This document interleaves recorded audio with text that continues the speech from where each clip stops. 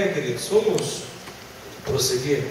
Nós estamos numa série de mensagens que trata sobre encontrando esperanças em dias de angústias, encontrando esperança em dias de aflição, encontrando esperança nas nossas adversidades. E nessa noite eu quero tratar com vocês sobre um salmo da Bíblia que nos fala muito sobre este assunto, uma perspectiva bastante real quanto à realidade do sofrimento. Salmo capítulo 22. Esse salmo ele começa com um homem expressando a sua profunda dor, a sua profunda angústia. E o tema da mensagem tem tudo a ver com a indagação que ele faz. Por que me desamparastes? É o que o salmista diz. Por que me desamparastes? Nós leremos o texto, e o que está diante de nós, irmãos, é um homem que está morrendo. O que nós vamos ver é a realidade de um homem que na verdade não está morrendo, mas que está sendo assassinado. Um homem que está muito consciente daquilo que está vivendo. Ele vê a morte se aproximar diante dele, ele vê a grande dor que vem sobre a sua vida, ele percebe o ódio das pessoas que estavam diante dele. Eu quero que nós leamos esse salmo e você pare para perceber a realidade do sofrimento que ele está lidando. Então vamos, nesse momento, ler o texto bíblico. É um texto com 31 versículos.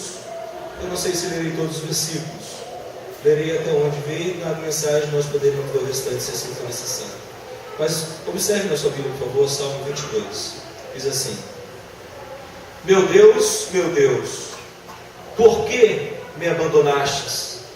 Por que está tão longe de salvar-me? Tão longe dos meus gritos de angústia? Meu Deus, eu clamo de dia, mas não me respondes. De noite, mas não recebo alívio. Tu, porém, és santo, és rei, és o louvor de Israel. Em ti nossos antepassados puseram a sua confiança, confiaram e os livrastes. Clamaram a ti e foram libertos, em ti confiaram e não se decepcionaram. Mas eu sou verme e não homem, motivo de zombaria e objeto de desprezo do povo. Caçoam de mim todos os que me veem, balançando a cabeça, lançam insultos contra mim, dizendo: recorra ao Senhor, que o Senhor o liberte, que Ele o livre, já que lhe quer bem. Contudo, tu mesmo me tiraste do ventre, deste-me segurança junto ao seio de minha mãe. Desde que nasci fui entregue a ti, desde o ventre materno és o meu Deus. Não fiques distante de mim, pois a angústia está perto e não há ninguém que me socorra. Muitos touros me cercam, sim, rodeiam-me os poderosos de Bazã. Como leão voraz rugindo, escancaram a boca contra mim. Como a água me derramei e todos os meus ossos estão desconjuntados. Meu coração se tornou como cera, derreteu-se no meu íntimo.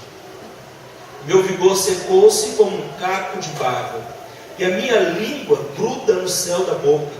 Deixaste-me no pó, à beira da morte. Cães me rodeiam, um bando de homens maus me cercou. Perfuraram minhas mãos e meus pés. Posso contar todos os meus ossos, mas eles me encaram com desprezo. Dividiram minhas roupas entre si e lançaram sortes em minhas vestes. Tu, porém, Senhor, não fiques distantes. Ó minha força, vem logo em meu socorro. Livra-me da espada, livre da minha vida do ataque dos cães. Salva-me da boca dos leões e dos chifres dos bois selvagens. E tu me respondestes. Proclamarei o teu nome aos meus irmãos, na assembleia te louvarei. Louvem-no vocês que temem o Senhor. Glorifiquem-no todos vocês, descendentes de Jacó. Tremam diante dele todos vocês, descendentes de Israel. pois não menosprezou, nem repudiou o sofrimento do aflito. Não escondeu deles o rosto, mas ouviu o seu grito de socorro. De ti vem o tema do meu louvor na grande assembleia. Na presença dos que temem, cumprirei os meus votos. Os pobres comerão até ficarem satisfeitos. Aqueles que buscam o Senhor louvarão. Que vocês tenham vida longa. Todos os confins da terra se lembrarão e se voltarão para o Senhor. E todas as famílias das nações se prostrarão diante dele. Pois do Senhor é o reino, ele governa as nações. Todos os ricos da terra branquetearão e adorarão, haverão de ajoelhar-se diante dele. Todos os que descem ao pó, cuja vida se esvai, a posteridade o servirá. Gerações futuras ouvirão falar do Senhor. E a um povo que ainda não nasceu, proclamarão seus feitos de justiça, pois ele agiu poderosamente. Vamos orar? Feche seus olhos. Santo Deus, lemos a tua palavra, Pai, que desejamos que ela seja compreendida por todos que estão aqui nesse momento. Ó Pai, que em nome de Cristo Jesus, o teu Espírito Santo, o teu mover entre nós, permita com que a tua palavra seja compreendida, seja, ó Deus, aplicada a cada situação, a cada necessidade, e que os teus propósitos se cumpram, ó Pai. Que nós possamos nessa noite, em nome de Jesus, compreender, ó Pai, o quanto que o sofrimento é uma realidade, o quanto que o sofrimento, ó Deus amado, também é uma grande oportunidade de conhecê-lo mais, de podermos lançarmos sobre Ti toda a nossa angústia, toda a nossa dor, toda a nossa aflição, sabendo que Tu és Deus gracioso, misericordioso, Tu és Deus que salva, Tu és Deus que estende a Tua mão àqueles que lhe suplicam. Ó Deus, obrigado, em nome de Jesus, amém. Vocês perceberam a dor desse homem, quando lemos? Perceberam o cenário que ele vai relatando? Imagina um leão de boca aberta diante de você. Olha, de uma maneira alegórica, ou uma analogia, ou a expressão de uma grande dor que ele está sofrendo. O salmista que escreve esse texto, tudo indica que possa ter sido Davi, no momento em que na sua vida ele fugia de Saul, quando o rei Saul estava extremamente odioso contra ele, quando o rei Saul queria definitivamente aniquilar com a sua vida, quando o rei Saul não queria mais que ele estivesse entre os vivos. Mas esse é um salmo, irmãos, que não somente nos faz olhar para o momento de grande dor, de sofrimento de Davi, mas sobretudo, e o mais importante de tudo, é um salmo que aponta, é um salmo que apresenta muito tempo antes, séculos antes, a vida daquele que seria o Salvador. Esse é um salmo, sim, que nasce do sofrimento de Davi, mas é um salmo que aponta para o Messias, é um salmo que aponta para Jesus, é um salmo que aponta para aquele que haveria de vir, para sofrer em nosso lugar, de nos propiciar a salvação. O que nós temos no Salmo 22, um salmo que apresenta o que Jesus haveria de passar. É isso que eu quero conversar com vocês nessa noite, é perceber que esse salmo é messiânico, e nesse salmo messiânico nós temos a grande agonia, nós temos o grande sofrimento de Jesus, mas não só o sofrimento de Jesus, mas a vitória de Jesus na cruz. É isso que vamos tratar nessa noite. O sofrimento, a dor, a aflição, a angústia, mas também a vitória, mas também a conquista que Jesus nos deu naquela cruz. E é por isso que você pode ter esperança. Todos nós sofremos aflições, todos nós passamos por lutas, todos nós temos dias de grande angústia, dias que não estamos nada bem, dias que queremos desistir de tudo, mas é justamente porque esse salmo se cumpriu, é justamente porque esse salmo aponta para Jesus que você pode ter esperança. Esta é a grande verdade que nós precisamos notar nessa noite. Então, quando nós olhamos para o primeiro versículo do Salmo, o que Davi, se este de fato foi o autor desse Salmo, tudo indica que sim, mas o que esse salmista diz que tem a ver com o Messias? O primeiro versículo diz o quê? Meu Deus, por que me abandonastes? Por que me desamparastes? Essa, irmãos, essa é a grande demonstração da dor que Jesus sentia na cruz. Ele está diante daqueles que estavam crucificando os seus algozes, e ele clama a Deus: meu Deus, por que me desamparastes? Lá no Evangelho de Mateus, capítulo 27, versículo 46, Jesus vai falar isso na língua hebraica: Eli, lama sabachthani. Ele está dizendo: Deus meu, por que tu me desamparastes? E que nós precisamos pensar o quanto que o sofrimento, algo que muitos de nós queremos que não existe em nossa vida. Existem até alguns grupos religiosos que erradamente dizem: pare de sofrer.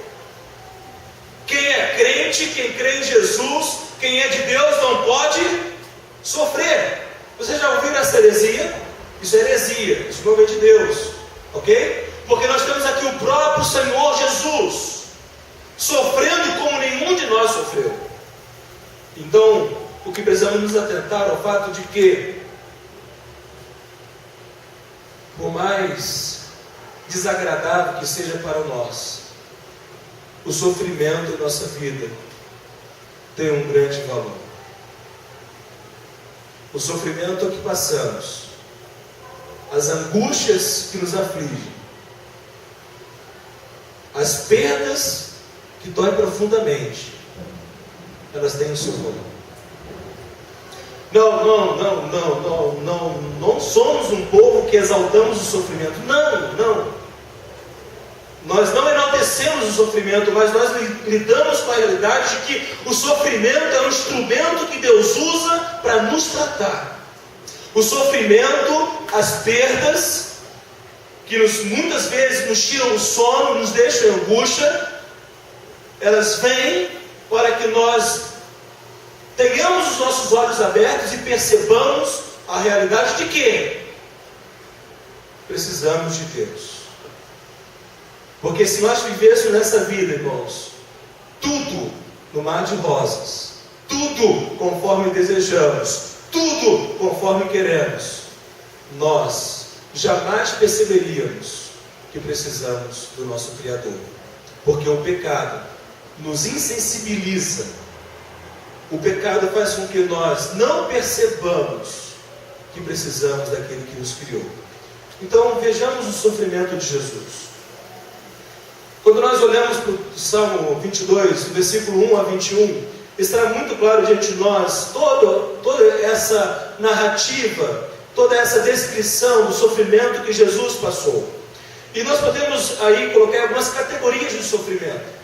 A primeira categoria de sofrimento que está diante de nós, que Jesus viveu, é o sofrimento emocional, um sofrimento psicológico, um sofrimento que não é palpável, mas é um sofrimento da alma, um sofrimento do coração. E no versículo 1, Jesus Cristo diz aquilo que o Salmo 22 fala claramente: Deus meu, olha na sua Bíblia, não feche sua Bíblia. Jesus diz assim, o salmista está falando aquilo que Jesus dirá depois: Deus meu, por que me desamparastes?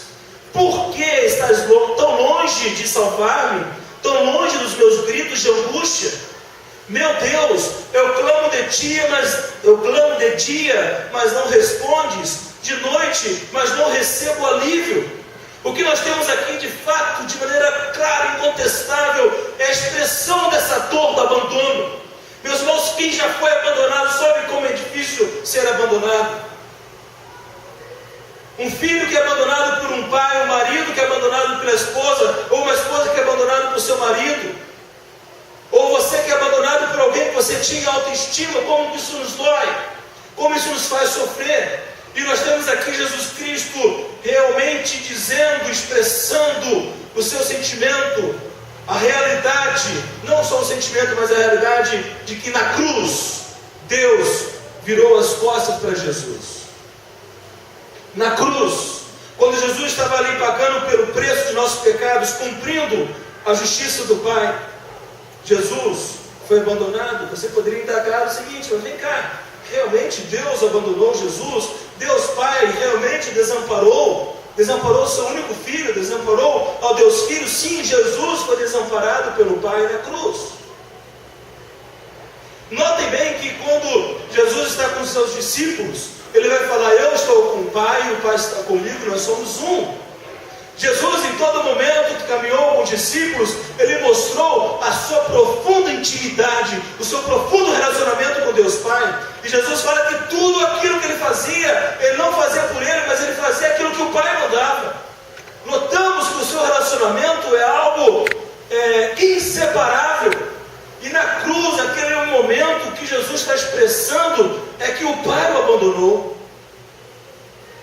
Nesse momento de grande angústia, nesse momento em que Jesus estava sofrendo, não são alguns segundos, alguns minutos, mas foram horas de sofrimento.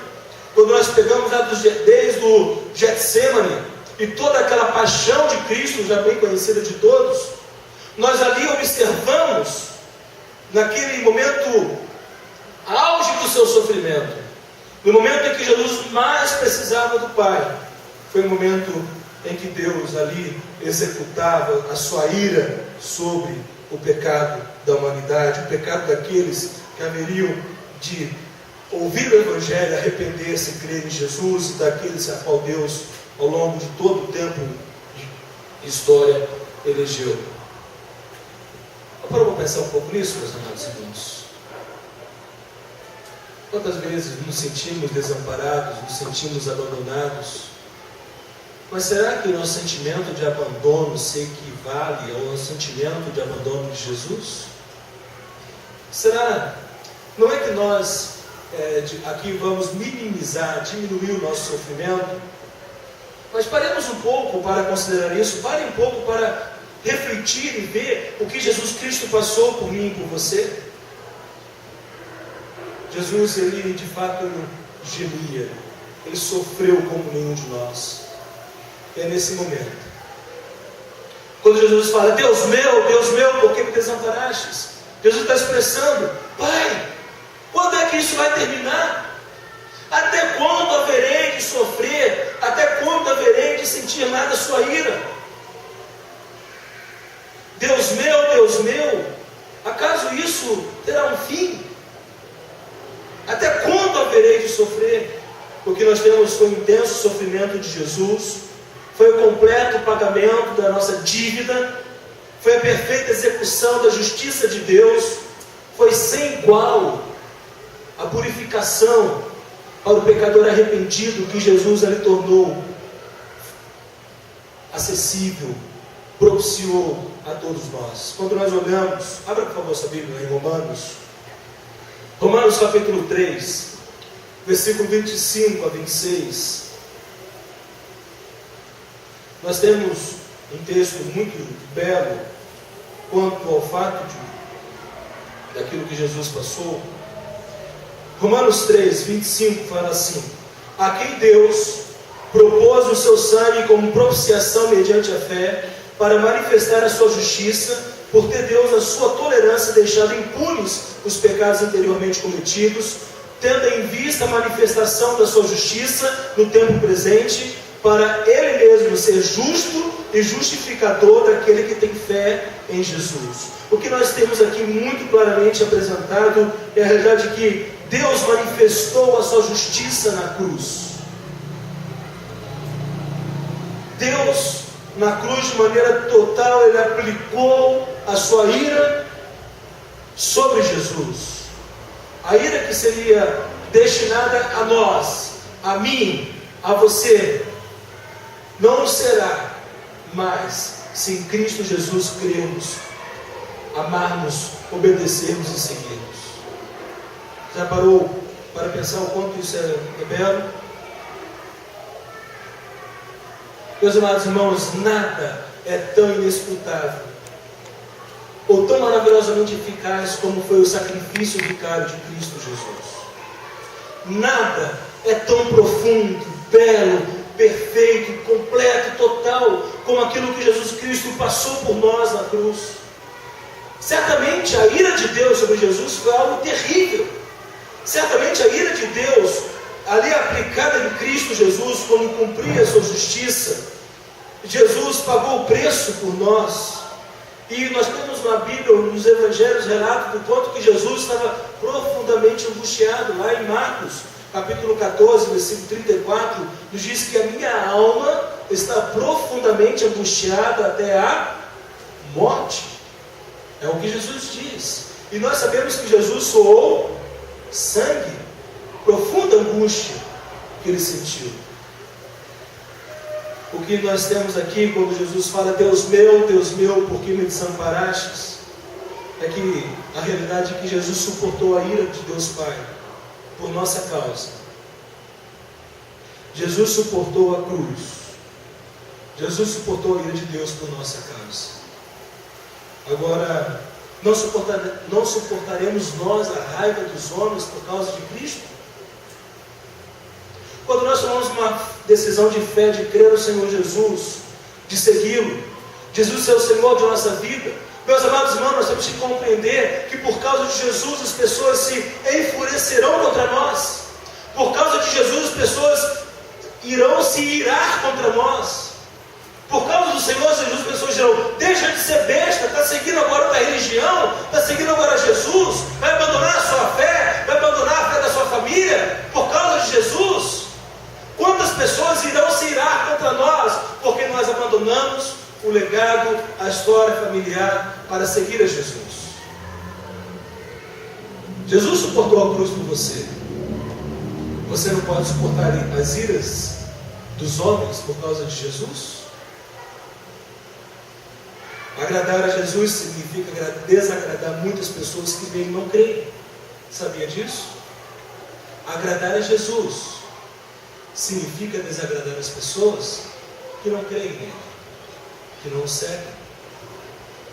Nós temos a realidade de que a propiciação, isto é, na cruz Jesus ele apaziguou, ele cumpriu plenamente, ele suportou totalmente a ira e nos tornou propício, nos tornou favorável diante de Deus, permitindo com que nós fôssemos reconciliados com Deus. A reconciliação com Deus é tão somente por meio de Jesus, porque Jesus suportou a ira de Deus Pai e cumpriu a sua justiça. O que nós precisamos ver, meus irmãos, é que Cristo Jesus se fez maldito em nosso lugar. Cristo Jesus suportou a ira de Deus Pai e ali Ele nos substituiu. Então nós temos o Salmo 22 falando o quê? Deus meu. Vamos novamente para o Salmo 22. Vamos voltar para ele. O salmista diz: meu Deus, por que me abandonastes? Por que estás tão longe de salvar-me? Tão longe dos meus gritos de angústia? Meu Deus, eu clamo de dia, mas não respondes, de noite, mas não recebo alívio. Entendem o porquê disso? Entendem o porquê desta angústia? É porque de fato a ira de Deus contra o pecado está sendo ali aplicada. O que isso nos prova, irmãos? O quanto Deus nos ama. O quanto Deus nos amou e enviou Jesus Cristo para morrer na cruz em nosso lugar. Em 1 João capítulo 4, versículo 10 fala assim: nisto consiste o amor, não que nós tenhamos amado a Deus, mas que Ele nos amou e enviou o seu Filho Jesus como propiciação pelos nossos pecados. Nisto consiste o amor, não que nós tenhamos amado, mas é Deus que nos amou e enviou Jesus. Como você está encarando o seu sofrimento, as suas angústias? Como é que você lida com as dificuldades na sua vida? Perceba que você pode viver um caminho novo e ter esperança, porque Jesus sofreu muito mais em nosso lugar. Jesus, Ele pagou de fato os nossos pecados. Mas não somente isso, nós temos a realidade do abandono emocional de Jesus, o seu sofrimento, o abandono do Pai. Mas Jesus somente foi abandonado por Deus Pai? Não.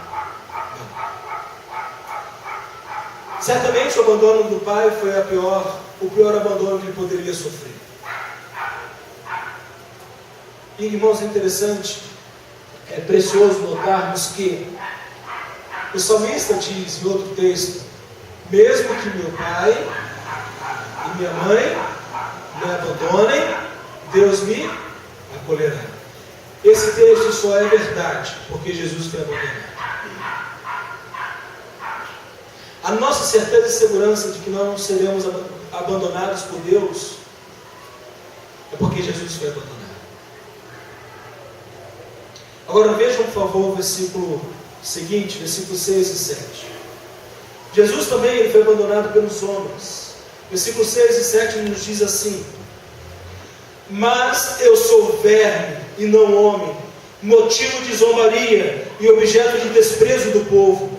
Caçoam de mim todos os que me veem, balançando a cabeça, lançam insultos contra mim, dizendo: recorra ao Senhor, que o Senhor o liberte, que Ele o livre, já que Ele quer bem.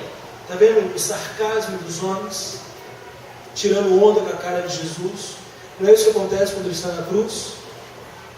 Se tu és Deus, desça daí. O que nós precisamos perceber é que esse abandono dos homens também é motivo de grande dor para Jesus. Nós temos esse abandono, a zombaria que ele sofre. Abra lá, por favor, em Lucas capítulo 23. Abra aí a sua Bíblia. Lucas 23, 34 a 38. Nós temos esse relato dessa zombaria que Jesus sofre. Lucas 23, 34 a 38 diz assim: contudo, Jesus dizia, Jesus está na cruz: Pai, perdoa-lhes porque não sabem o que fazem. Então, repartindo as vestes dele, lançaram sortes. Aqui começa a zombaria, porque lançar as vestes dele, pegar as vestes e lançar sorte, era a forma de se pagar os algozes, era a forma de se pagar aqueles que estavam ali crucificando o bandido, o assassino, o ladrão. E isso se fazia depois que a pessoa morresse. E Jesus, ele vê isso acontecendo enquanto está vivo. Isso é um sinal claro de zombaria. Então continuemos, versículo 35. O povo estava ali e a tudo observava.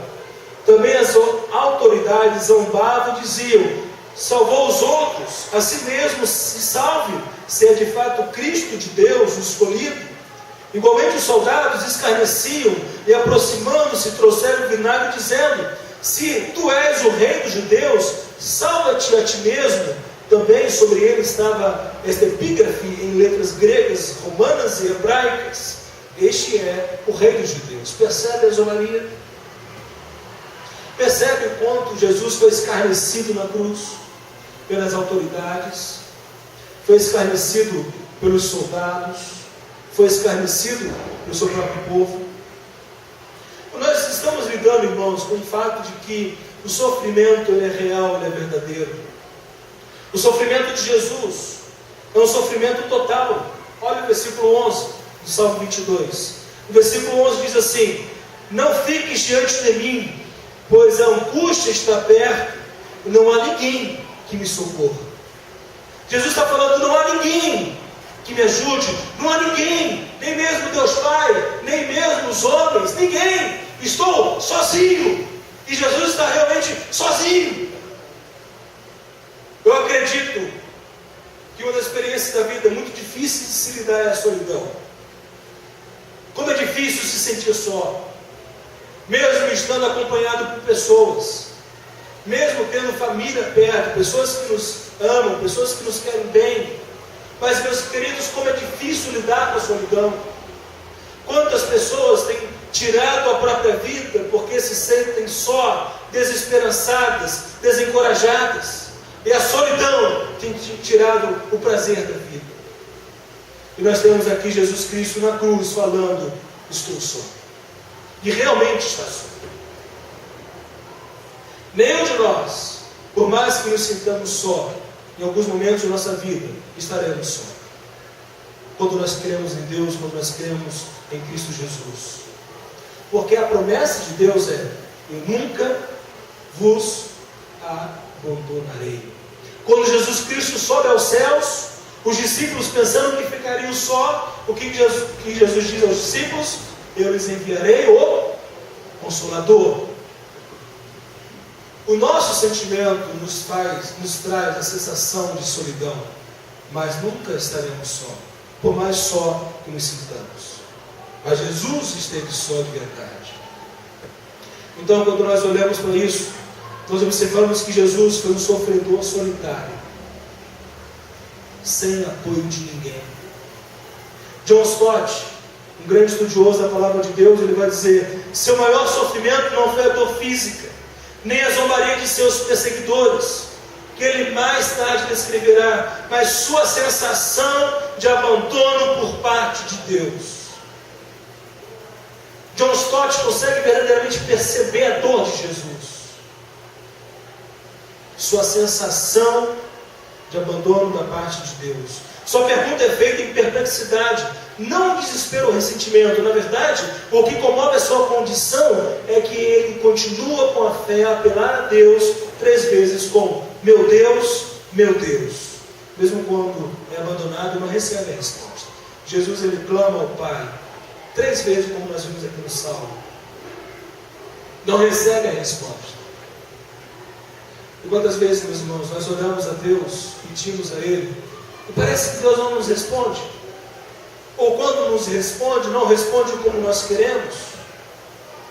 E então a sua resposta, contrária à nossa vontade, é para nos educar, para nos corrigir, para nos ensinar.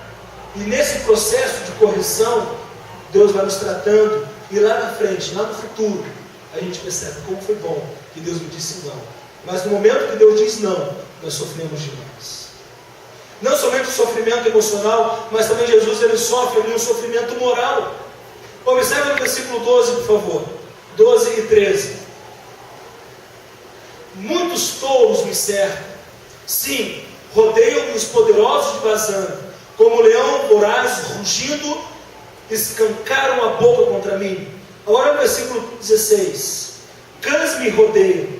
Um bando de homens maus me cercou, perfuraram minhas mãos e meus pés. Posso contar todos os meus ossos, mas eles me encaram com desprezo.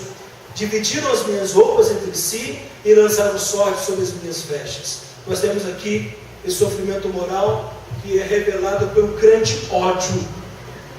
O grande ódio que ele sofreu, que ele recebeu daqueles que o crucificaram. Precisamos, meus queridos, notar que enquanto Jesus recebeu o ódio das pessoas, Jesus, ele falou ao Pai: Pai, perdoe-lhes, porque não sabem o que fazem. Isso é incrível. Enquanto Jesus, ele sofria no que diz respeito à sua moral, ele dizia: perdoa-lhes. Como precisamos aprender, meus irmãos? Porque muitas vezes, em nosso sofrimento, quando nós somos odiados pelas pessoas, quantas vezes não retrucamos com a mesma moeda? Quantas vezes eu já fiz isso? Precisamos parar e perceber que Jesus sofreu moralmente. E não somente sofrimento moral, sendo odiado e zombado pelos homens, como já falei em Lucas 23, 34 a 38 já foi lido. Nós já vimos aí essa zombaria que ele sofreu, mas também há um sofrimento físico de Jesus. Olha o versículo 14 e 16. Versículo 14 e 16 nós temos assim: como a água me derramei e todos os meus ossos estão desconjuntados, meu coração se tornou como cera, derreteu-se no meu íntimo, meu vigor secou-se como um caco de barro, e a minha língua gruda no céu da boca. Deixaste-me no pó, à beira da morte. cães me rodeiam, um bando de homens maus me cercou, perfuraram minhas mãos e os meus pés. O que nós temos aqui é esse sofrimento físico de Jesus, que é tão conhecido por todos nós. Um filme que é muito bom assistirmos de vez em quando e meditarmos sobre ele, é aquele de Mel Gibson, A Paixão de Cristo. Mel Gibson é muito feliz quando ali descreve o sofrimento físico de Jesus. Certamente o sofrimento foi muito maior daquilo que o filme retrata, mas aquele filme consegue apresentar a nós o quanto ele sofreu. No ano de 1984, um pastor e médico, ele vai apresentar o sofrimento de Jesus numa linguagem bastante precisa. Ele vai dizer o seguinte: Jesus sofreu horas a fio, a dor sem limites, ciclos de retorcimento, cãibras que desconjuntavam seus ossos, asfixia parcial e intermitente e dor ardente quando os tecidos eram arrancados de suas costas dilaceradas, ao mover-se de baixo para cima contra o madeiro áspero. Imagina, o Adriano, que entende da área de saúde, a Né, que entende da área da saúde, consegue precisar muito mais do que nós. O quanto isso foi doloroso. Então veio outra agonia, dor profunda, esmagadora no peito, quando o pericárdio, os membros que envolvem o coração, começou a encher-se de soro e pressionar no coração. E aqui nós temos uma questão clínica, médica, que nos mostra exatamente o Salmo 22,14. Quando diz Salmo 22,14: derramei-me como a água e todos os meus ossos se desconjuntaram, meu coração fez-se como cera e derreteu-se dentro de mim. O que nós temos aqui, irmãos, é um retrato da dor que Jesus passou. Jesus, ele fala do que? Do seu paladar seco. O paladar seco, mostrando-nos a grande febre que ele teve na cruz. Nós, pais, nos preocupamos quando nossos filhos ficam com 37 graus de febre, 38, 39, entramos em desespero, corremos para o médico. Certamente Jesus suportou febres altíssimas que nenhum de nós suportaríamos. 40 graus, mais de 40 graus. Meus queridos, nós precisamos observar, nós estamos falando de algo que é real para cada um de nós. Nós estamos falando de um sofrimento humano. E falar do sofrimento humano não é algo agradável, mas é a realidade a qual precisamos encarar e perceber que o Salmo 22 é um salmo de esperança, mas esperança que lida da realidade da dor, a realidade do sofrimento. Sofrimento este que nenhum de nós estamos isentos, imunes a passar. Então não se engane com as falsas religiões, com as falsas igrejas, com os falsos evangelhos que lhe dizem: pare de sofrer. A igreja que fala o crente que é crente, que tem fé, não sofre. Mentira isso. Não é isso que o evangelho nos diz. O sofrimento do Messias está presente nos planos do Senhor. Notem isso, o Salmo 22 foi escrito talvez 1000 anos antes da vida de Jesus. O Salmo 22 foi escrito talvez há 3000 anos atrás. O que nós estamos lendo nessa noite foi um salmista que viveu, mas apontando para o Messias 3000 anos atrás, 1000 anos antes de Jesus. O sofrimento de Jesus foi predito na Bíblia. E meus queridos, sofrer não significa, portanto, falta de fé, não indica ausência de confiança em Deus. Há muitas pessoas que entram em crise porque não querem admitir o seu sofrimento, não querem admitir a sua dor, não querem admitir a sua angústia, porque acham que se admitir a dor, a angústia, o sofrimento, estão indo contra a fé bíblica. Não! O sofrimento faz parte do plano de Deus, está na raiz da redenção da igreja. O pastor Exaltino identifica isso muito bem no seu livro que trata sobre a teologia dos salmos. Nós precisamos então, como povo de Deus, meus queridos, minhas queridas, realmente perceber o quanto podemos aprender com o sofrimento. Eu quero convidar a abrir a sua Bíblia no Evangelho de João, capítulo 15, versículo 20.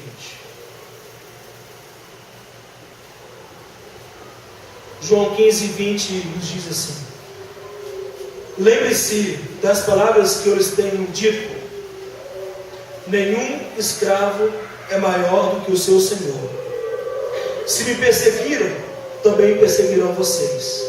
Se obedeceram a minha palavra, também obedecerão a vocês, a de vocês. Jesus está falando que nenhum escravo é maior do que o seu senhor. Se me perseguiram, perseguirão também a vocês.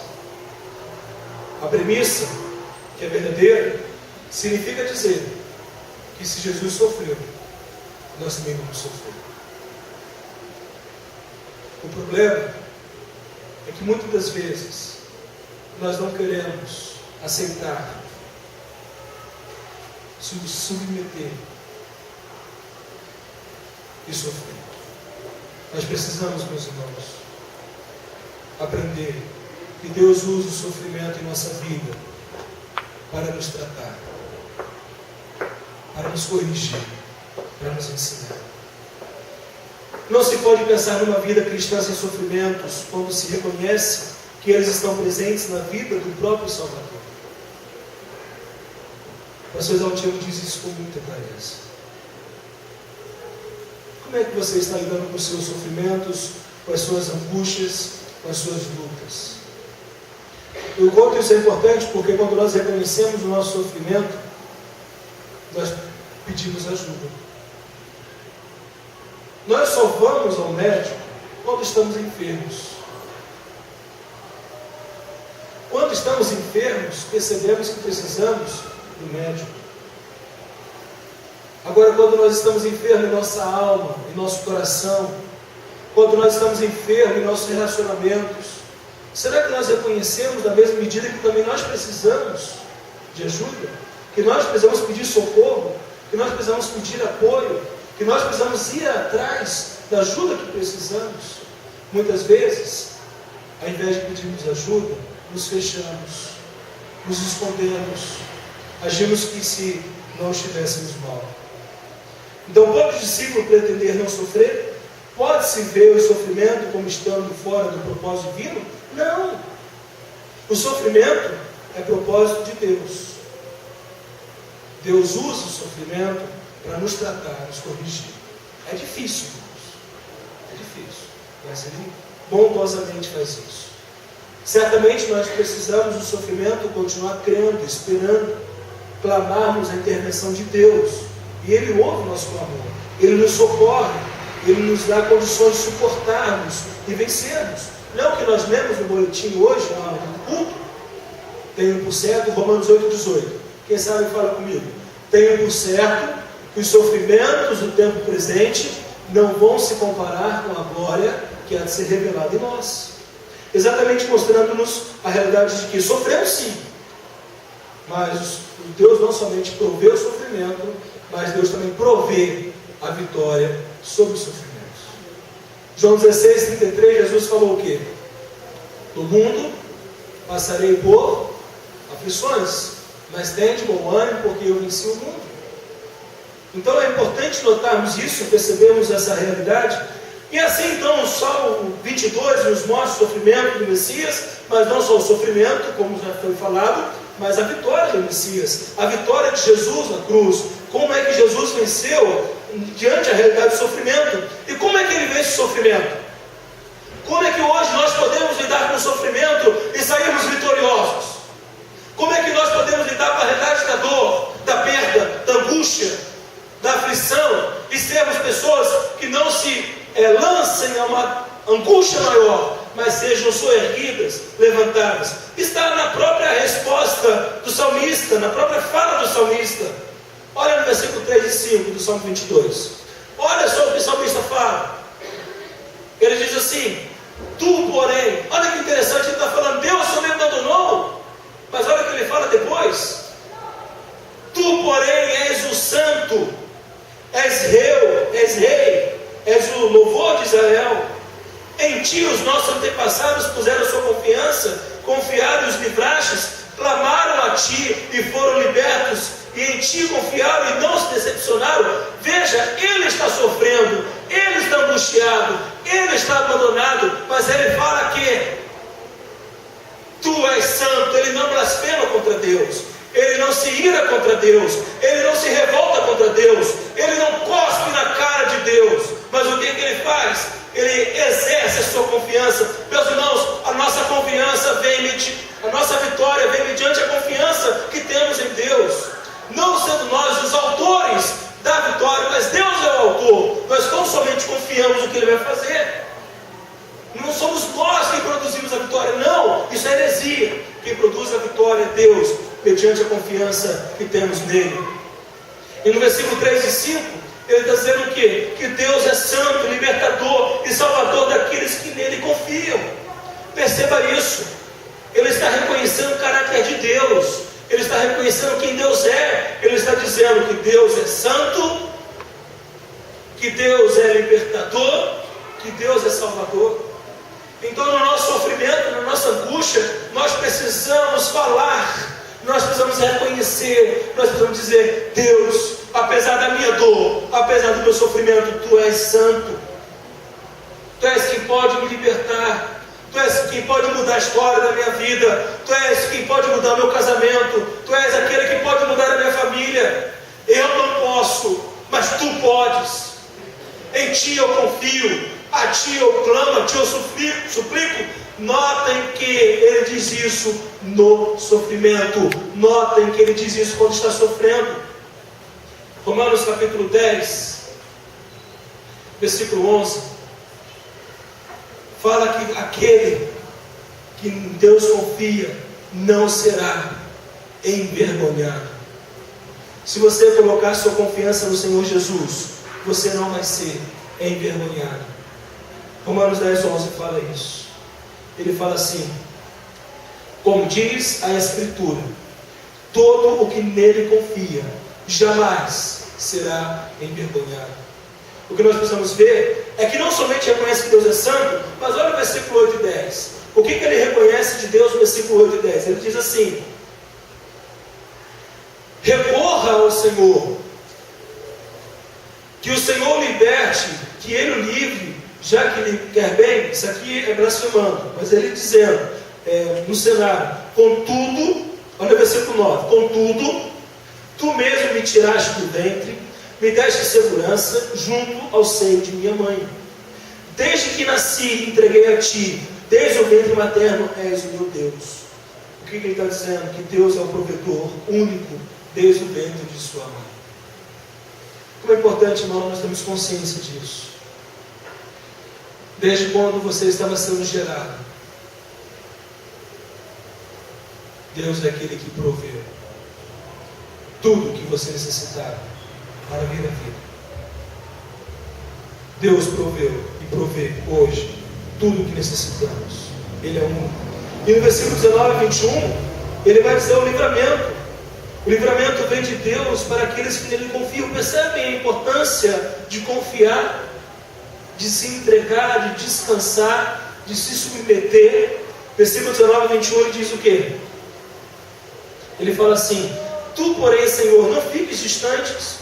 Ó minha força, vem logo em meu socorro. Livra-me da espada, livre-me a minha vida do ataque dos cães. Salva-me da boca dos leões e do chifre dos bois selvagens. E Tu me respondestes. Proclamarei o Teu nome a meus irmãos na assembleia e Te louvarei. Até o 21. Notam isso?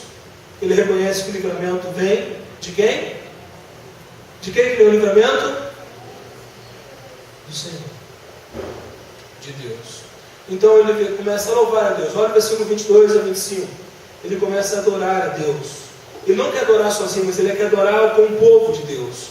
Versículo 22 ele diz: proclamarei o Teu nome aos meus irmãos, na assembleia Te louvarei. Louvem-no vocês que temem o Senhor. Glorifiquem-no todos vocês, descendentes de Jacó. Tremam diante dele todos vocês, descendentes de Israel, pois não menosprezou, nem repudiou o sofrimento do aflito, não escondeu dele o rosto, mas ouviu o seu grito de socorro. De Ti vem o tema do meu louvor na grande assembleia. Na presença dos que Te temem, cumprirei os meus votos. A vitória é algo que é para ser celebrado com todos. Nós celebramos a vitória. Você pode perceber que toda vez que há uma conquista, por que o futebol atrai muitas pessoas?